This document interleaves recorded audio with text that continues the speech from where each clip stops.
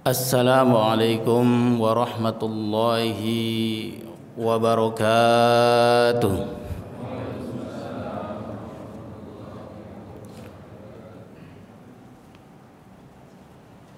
Alhamdulillahilladzi arsala rasulahu bil huda wa dinil haq liyudhhirahu 'alad dini kullihi wa kafa billahi shahida.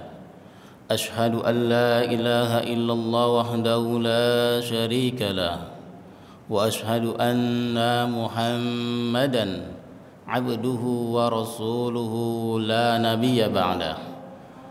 Allahumma salli wa sallim wa barik ala sayyidina Muhammadin wa ala alihi wa man tabi'ahum bi ihsanin ila yaumiddin. Faya ayyuhal hadirun usikum wa nafsi bittaqwallahi wa ta'atihi la'allakum turhamun. Shadaqallahul azim. Yang sama-sama kita muliakan Ketua DKM Masjid Al-Manar Selipi yang dirahmati oleh Allah Subhanahu wa taala. Bapak-bapak, ibu-ibu, ada ibu-ibunya ya, Bu? Ada, alhamdulillah. Di belakang atau di atas? Di belakang. Jamaah sholat subuh Masjid Al-Manar yang dirahmati oleh Allah Subhanahu wa taala. Mengawali ceramah kita pada pagi hari ini, tidak lupa marilah selalu kita panjatkan puji serta syukur kita kepada Allah Subhanahu wa taala. Karena pada detik ini Allah masih memanjangkan usia kita, masih memberikan kita kesempatan untuk beribadah, masih memberikan kita waktu untuk memperbaiki diri. Sehingga dengan nikmat yang besar itu Allah pilih kita di antara hamba-hambanya yang mungkin barangkali tetangga kita, teman kita saat ini masih tidur, tapi alhamdulillah pada pagi hari ini kita sudah melaksanakan sholat subuh berjamaah, kemudian kita duduk di majelis ini i'tikaf untuk mendengarkan ilmu-ilmu Allah Subhanahu wa taala. Itu adalah nikmat yang begitu besar yang mungkin tidak semua orang dapati. Salawat teriring salam semoga selalu tercurahkan kepada junjungan tauladan panutan kita baginda Rasulullah sallallahu alaihi wasallam beserta keluarganya yang mulia, dan tentunya kita berharap mendapatkan pertolongannya nanti, mendapatkan syafaatnya nanti di yaumil qiyamah. Amin ya rabbal alamin. Bapak dan Ibu jamaah Masjid Al-Manar yang dirahmati oleh Allah Subhanahu wa taala, seperti yang telah diinfokan oleh MC bahwasanya seyogianya yang ngisi taklim itu bukan saya, tapi guru kita bersama Dr. Andes Ahmad Yani. Karena satu dan lain hal beliau berhalangan, sehingga beliau menunjuk saya untuk menjadi, ya kalau bahasa orang sini, tidak ada akar rotan pun jadi, gitu ya Pak, gitu. Itu insya Allah. Tema kajian kita pada pagi hari ini adalah berdagang dengan Allah Subhanahu wa taala. Apa Pak tema kita? Berdagang dengan Allah Subhanahu wa taala. Salah satu aktivitas di muka bumi ini adalah berniaga. Dari dulu ya Pak sampai sekarang orang masih berniaga. Sekarang berniaganya kadang-kadang nggak tatap muka, di handphone aja, di online ya. Tiba-tiba sekarang pesen besok sampai, kan begitu. Itulah berniaga namanya. Zaman dulu niaganya barter, belum ada duit kali ya. Kalau sekarang nggak ada duitnya Pak, pakai apaan sekarang bayarnya? Pakai angka doang, begitu, nggak pakai cash. Itulah perkembangan zaman. Singkat kata, yang namanya perdagangan dari dulu sampai sekarang itu ada. Dan prinsip perdagangan, apa prinsip perdagangan kira-kira?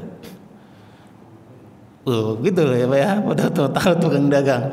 Intinya Pak, kalau kata orang pedagang, mengeluarkan modal yang sekecil-kecilnya dan mendapatkan keuntungan yang itu orang dagang namanya.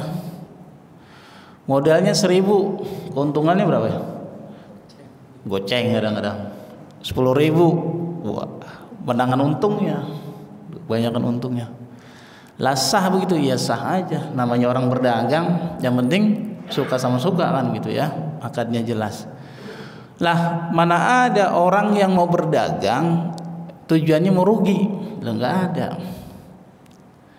Intinya orang berdagang dari dulu sampai sekarang pengen untung, pengen kaya, pengen sukses. Kalau pulang bawa Pajero pulang kampung, gitu lah ya. Dagang di Jakarta, di Tanah Abang, pulang bawa Pajero. Kalau Pajero nggak bisa ya paling nggak Avanza bisa dibawa.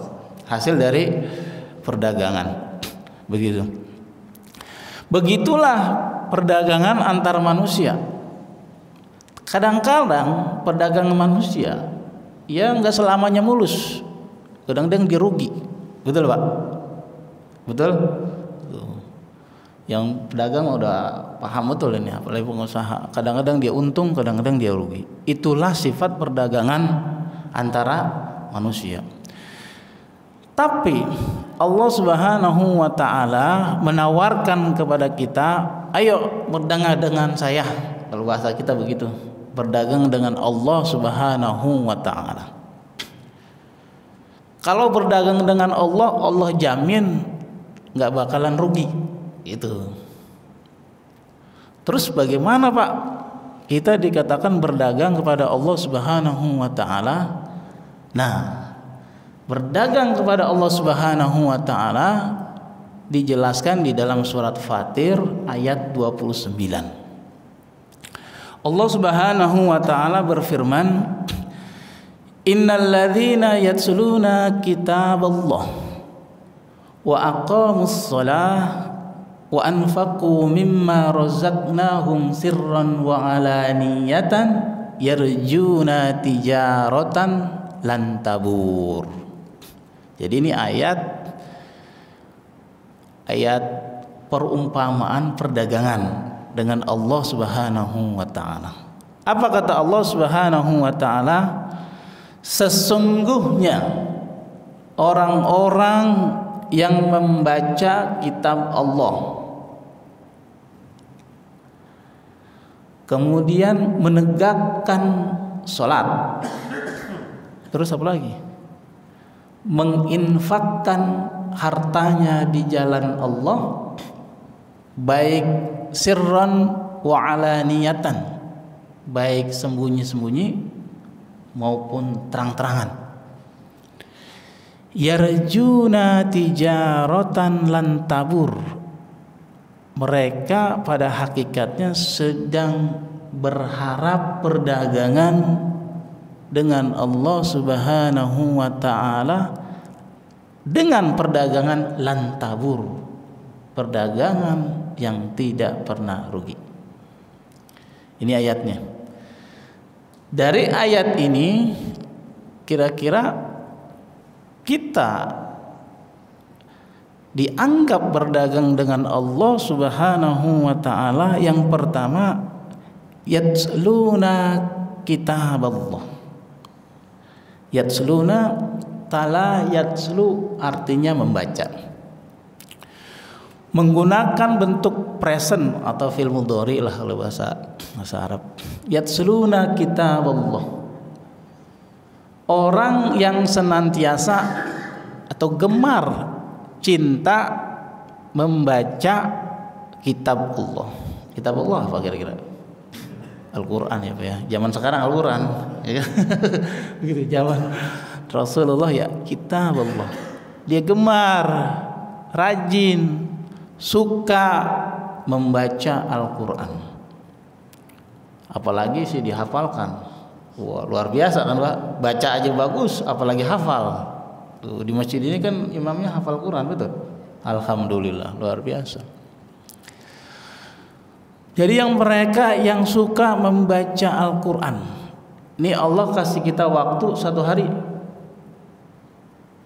berapa jam? 24 jam. Ada yang 25 jam. Sama ya Pak ya. Allah kasih waktu kita 24 jam. Kira-kira pernah nggak terlewat waktu 24 jam tanpa membaca Al-Quran? Pernah? Pernah Pak? Alhamdulillah kalau nggak pernah lewat mah. Kira-kira ingat-ingat ini. Satu hari pernah nggak kita nggak baca Al-Quran? Nggak pernah ya Bapak ya. Alhamdulillah orang jamaah sini orang yang rajin baca Al-Quran. Alhamdulillah. Nah, upayakan dalam satu hari itu jangan sampai lewat dari membaca Al-Quran. Pak, saya kan sibuk banget, bisnis sono, bisnis sini, pergi sono, pergi sini, gitu ya Pak. Ya, kalau sibuk banget, paling tidak, saya bilang paling tidak nih, sekecil-kecilnya deh, sesingkat-singkatnya. Kalau terlalu sibuk paling tidak 5 menit sanggup baca Al-Quran. Sanggup ya Pak? Minimal banget 5 menit. Itu udah paling males banget itu. Paling males Pak. Tapi ya kalau bisa jangan 5 menit. Ini kan saya hitung paling males banget. Orang kalau 5 menit aja kagak diluangin buat baca Al-Quran, lah repot tuh gitu. 5 menit kira-kira dapat surat apa? Anas itu berapa kali kalau Anas? Bolak-balik, paling enggak surat Tabarok ya Pak ya. Al-Muluk, berapa ayat Al-Muluk tuh? 30 ayat. Cukup itu 5 menit? Ya cukup. Itu semalas-malasnya orang baca Quran. Jangan sampai hari berlalu begitu saja, habis itu waktu, satu hari nggak baca Quran. Besok begitu lagi. Besok nih hari Minggu nih Pak, libur, jalan-jalan ke puncak, nggak sempat kita, ya kan? Makanya tuh zaman sekarang udah canggih. Jadi Al-Quran nggak perlu dibawa, handphone aja lah. Handphone, aplikasi baca Al-Quran. Yang penting baca. Jangan sampai waktu sia-sia satu hari begitu saja tanpa membaca Al-Quran. Naudzubillah. Itu Pak koreksi kita. Jangan sampai ya Pak. Pak, saya sanggupnya 10 menit, ya lebih cakep. 30 menit, ya apalagi. 1 jam, ya hebat banget, kan begitu. 2 juz, ya hebat banget, begitu. Maka yang saya bilang paling tidak sesibuk-sibuknya kita dalam urusan dunia, minimal 5 menit baca Quran dalam satu hari, itu paling minimal. Sanggup? Insya Allah. Baik. Itu yatsluna kitab Allah, membaca kitab Allah, kemudian mempelajarinya, mengkaji itu mendalami ya, mengkaji, mengimaninya, kemudian proses terakhir adalah mengamalkannya. Yatsluna kitab Allah. Orang yang gemar membaca Al-Quran, demen belajar atau mengkaji Al-Quran, Rasulullah puji itu. Kata Rasulullah apa? Khairukum man ta'allama Al-Quran wa 'allama. Hadisnya singkat. Ini pujian Rasulullah Shallallahu Alaihi Wasallam pada orang yang suka belajar dan mengajarkan Al-Quran. Sebaik-baik kalian adalah orang yang belajar dan mengajarkan Al-Quran. Kira-kira di sini ada yang ngajarin Al-Quran Pak? Ada kan? Tahsin ada kan? Alhamdulillah. Jangan-jangan bapak gurunya. Pak Imam. Alhamdulillah, masya Allah. Itu Pak. Jadi sebaik-baik orang kata Rasul, khairukum man ta'alamal Quran wa 'allamah. Ini yang pertama. Yang kedua, wa aqamus shalah. Orang-orang yang menegakkan salat. Alhamdulillah kita udah salat subuh berjamaah. Mungkin tadi di rumahnya masing-masing ada yang tahajud, ada yang 2 rakaat, 4 rakaat, 10 rakaat, ya. Alhamdulillah itu adalah wujud syukur kita sholat. Perhatikan rukun-rukun sholat, apa yang membatalkan sholat dan seterusnya. Dan pada hakikatnya sholat itu adalah perisai untuk kita, penjaga diri kita. Jadi kita dijaga kelakuan kita itu dari sholat 5 waktu. Jadi sholat 5 waktu itu hakikatnya adalah penjaga atau perisai diri kita agar apa Pak?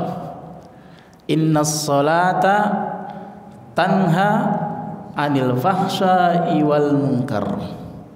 Sesungguhnya sholat itu dapat mencegah perbuatan keji dan perbuatan munkar.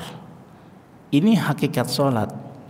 Ada orang rajin sholat, tahajudnya rajin, korupsinya rajin. Ada begitu? Ada nggak? Banyak atau sedikit? Banyak. Ada juga orang rajin sholat berjamaah tapi berdagangnya curang. Ada. Tuh.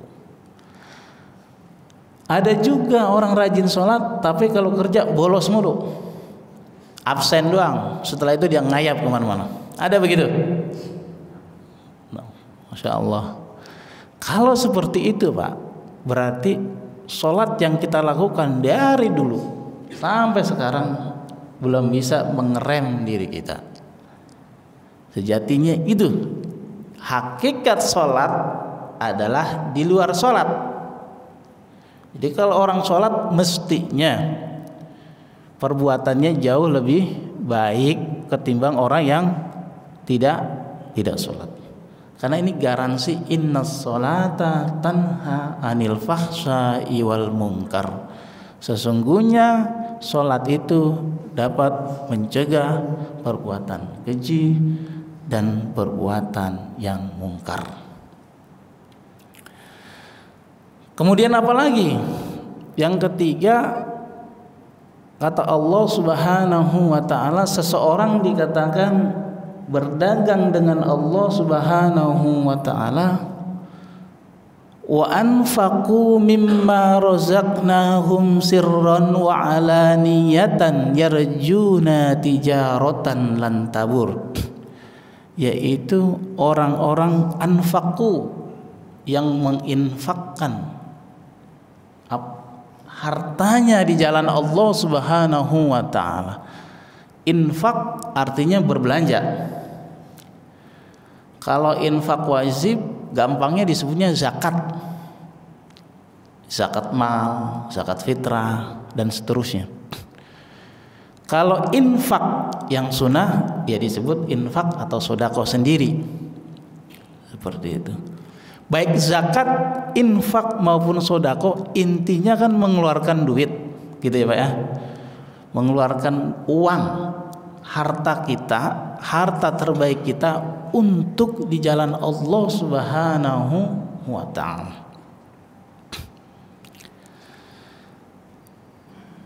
Jika kita berinfak atau mengeluarkan harta kita di jalan Allah Subhanahu wa ta'ala, Allah pasti janji, pasti ganti itu. Di dalam firman Allah Subhanahu wa ta'ala surat At-Taghabun ayat 17. In tuqridullaha qardan hasanan yudha'ifhu lakum wa yaghfir lakum wallahu syakurun halim. Ini surat At-Taghabun ayat 17. Allah berjanji memberikan balasan kepada orang yang gemar berinfak. Redaksinya intuk ridullaha qardon. Jika kalian meminjamkan pinjaman yang baik kepada Allah Subhanahu wa taala. Yang menarik ayat infak ini Allah sebut dengan redaksi pinjaman. Berarti kalau begitu Allah butuh duit dong. Kalau gitu ya Pak. Kalau minjam gitu, habis minjam sama seperti saya, Pak, saya pinjam duit, berarti saya butuh duit kan gitu. Ayat ini mengatakan intuk ridullaha qardon hasana. Jika kalian meminjamkan pinjaman yang baik kepada Allah Subhanahu wa taala. Maksudnya meminjamkan, Allah malu kalau ada seseorang hambanya yang mengeluarkan hartanya kemudian Allah nggak ganti, malu. Maka menjadi wajib untuk Allah menggantinya, sama seperti kita berhutang kepada Allah, kepada manusia. Ya Pak, hutang kepada manusia wajib diganti? Wajib. Kalau nggak diganti gimana? Ya dosa lah, kan gitu. Begitulah Pak. Kalau kita sudah berbuat berinfak di jalan Allah, Allah menjadi merasa wajib untuk menggantinya, bukan hanya mengganti tapi melipat gandakannya. Sama seperti kita pinjam uang 100.000 ke tetangga, maka kita menjadi wajib untuk menggantinya. Begitu kurang lebih. In tuqridullaha qardan hasanan yudha'ifhu lakum. Kemudian Allah akan lipat gandakan balasannya. Wah, tahu tukang bubur naik haji ya Pak? Cerita itu Haji Sulam. Tahu? Nah, ibu-ibu lebih tahu sinetron. Tukang bubur naik haji. Dulu Haji Sulam, jadi waktu masih jadi tukang bubur, ini ceritanya, namanya cerita. Entah benar entah enggak, tapi bagus untuk diambil pelajaran. Haji Sulam itu cinta banget pada emaknya, tukang bubur nih. Suatu ketika emaknya ngomong, Sulam, emak pengen berangkat haji.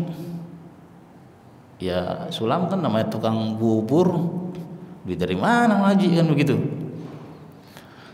Tapi Sulam itu karena berbakti kepada emaknya, di luar sepengetahuan emaknya, Sulam membuka tabungan haji. Setiap hari keuntungannya disisihkan untuk biaya setoran haji. Anggaplah kata sehari keuntungan 100.000 lah, katakan 30.000 lah disisakan. Begitulah setiap hari begitu. Hari demi hari, seminggu dia setor terus begitu. Kemudian itu belum nyetor, belum dimasukin ke rekening haji, baru rekening dia aja. Maksudnya dia kalau uangnya sudah penuh, ya kan, nanti akan disetorkan haji. Zaman dulu kan nggak ada waktu tunggu, gitu. Bukan kayak sekarang. Kalau sekarang waktu tunggunya berapa tahun? 25 tahun, ya Pak. Dulu cerita zaman Haji Sulam belum ada waktu tunggu. Jadi dia nyimpen aja duit di suatu bank swasta. Maksudnya nih nanti kalau udah cukup dia ambil, mau disetorin haji buat emaknya. Kemudian uang itu cukup setor haji buat haji. Di bank itu sebelum dia ambil uangnya, kemudian si Sulam itu mendapat undian. Kemudian hadiah lah Pak ya. Kalau BRI ada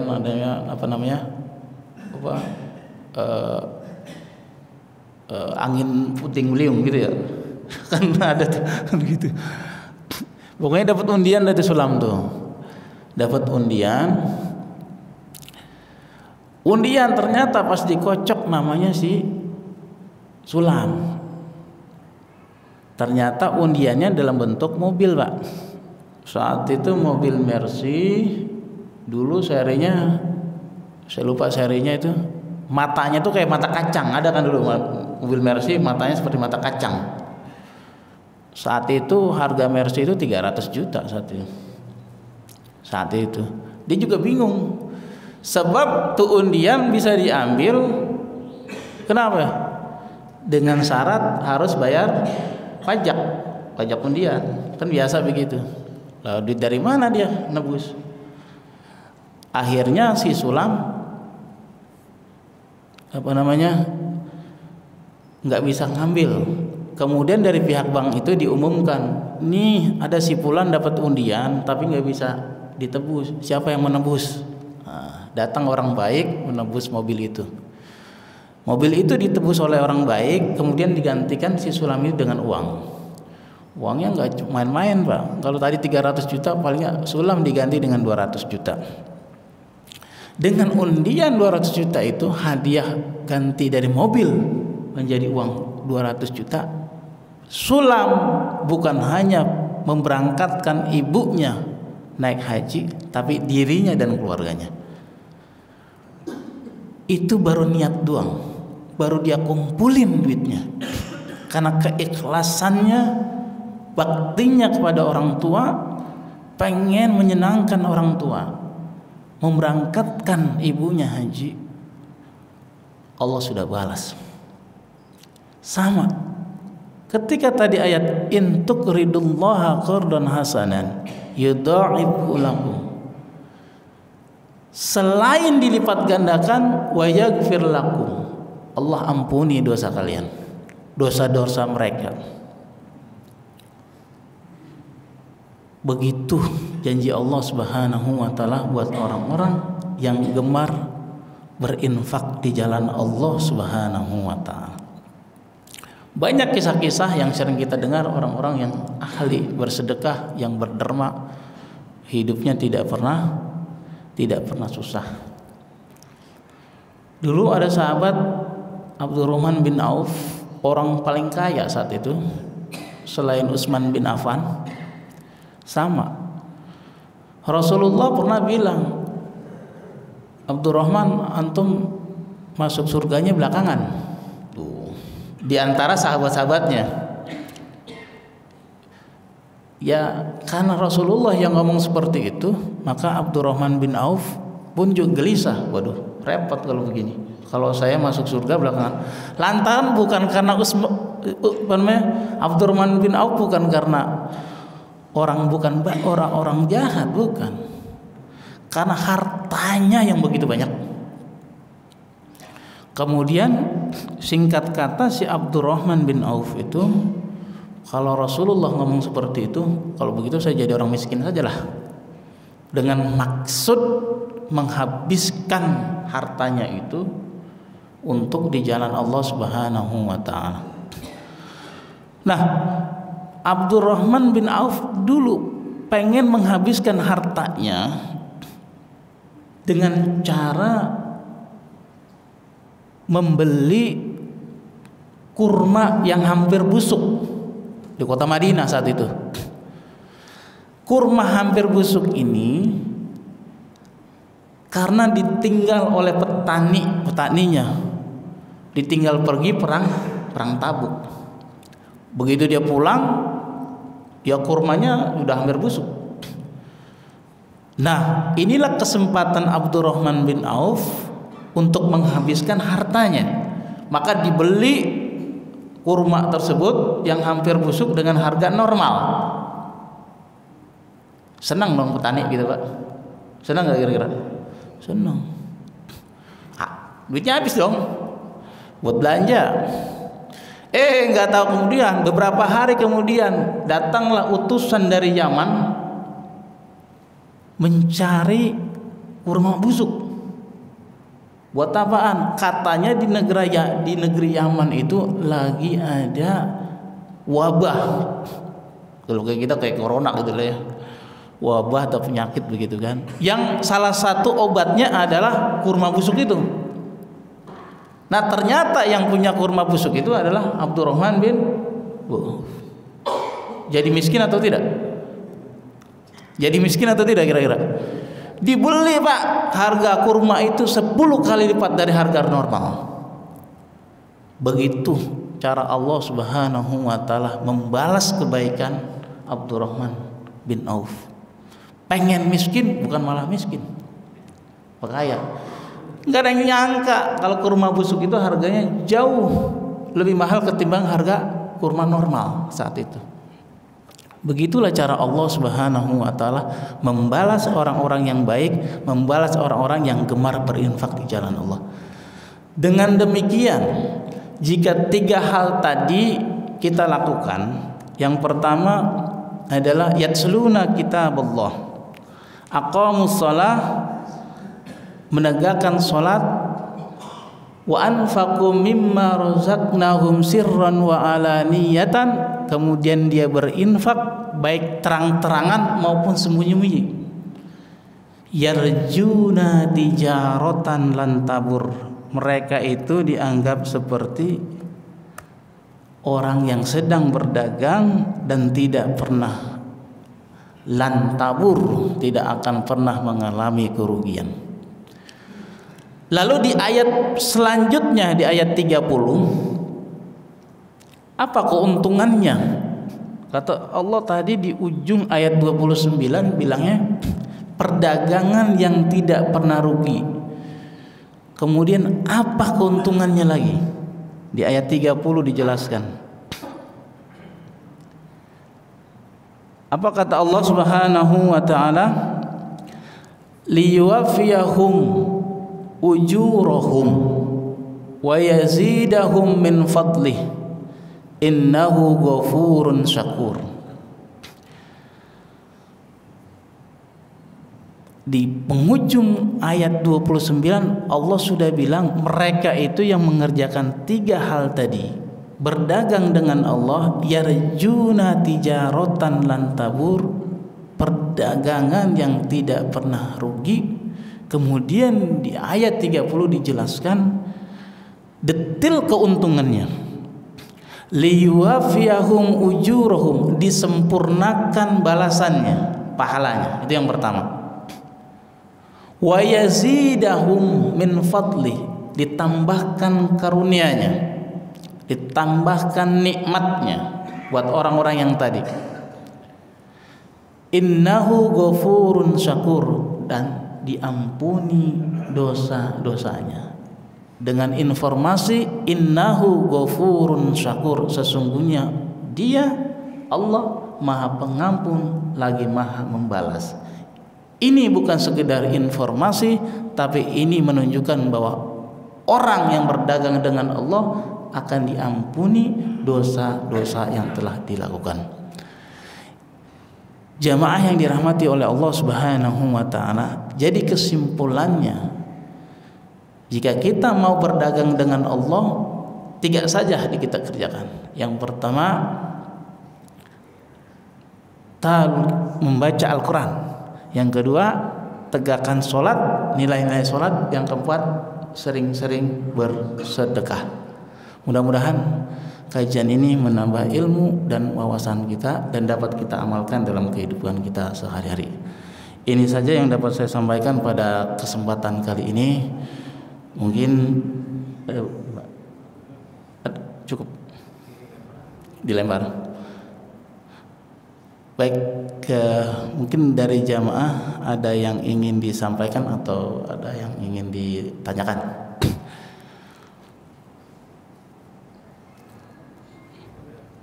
Sudah paham semua ya Pak ya? Alhamdulillah. Intinya sudah paham semua ya Pak? Cukup? Cukup. Baik. Marilah kita cukupkan kajian ini dengan membaca kafaratul majlis. Subhanakallahumma wa bihamdika asyhadu an la ilaha illa anta astaghfiruka wa atubu ilaik. Assalamualaikum warahmatullahi wabarakatuh.